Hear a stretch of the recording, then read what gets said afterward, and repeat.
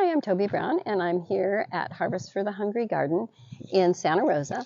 And today we're looking at these tomato plants. Right now it's mid-September.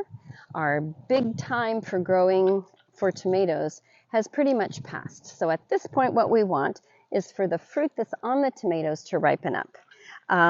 Some of your smaller tomatoes, like the cherry tomatoes, they'll keep producing. But right now, these are bigger tomatoes. They should be bigger.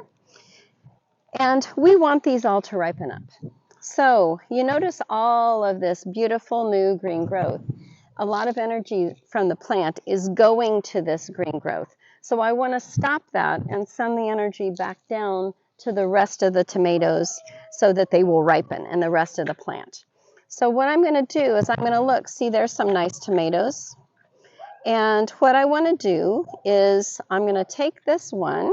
Let's get those to ripen up. I'm going to go up a few nodes and cut off the tip.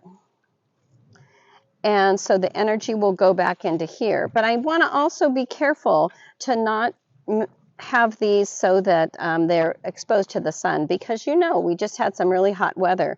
This is what happens when the fruit is exposed. So you want to leave enough foliage on the top to cover the fruit. So here, wow, this is a big long one. I'm going to go even further here. I don't see any fruit here. I'm going to go up a couple nodes though and cut this off. And then I'll just rearrange that a bit. Hi, I'm Karen.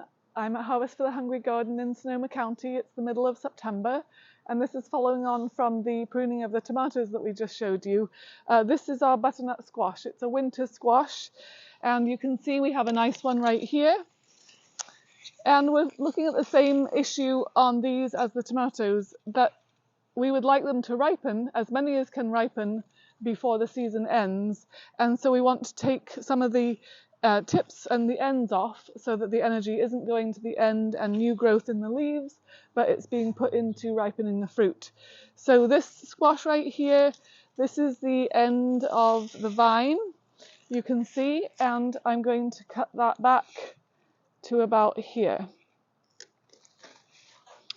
And so that will give this one a better chance to ripen. Now, as you look at this vine, there's lots of ends to it.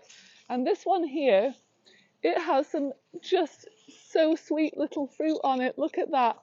And oh, I would love to see that ripen, but it will not. And so if you look back along this vine, there are no fruit that are going to ripen on this particular arm of it, and so we can take that all the way back to the main vine and just cut that off.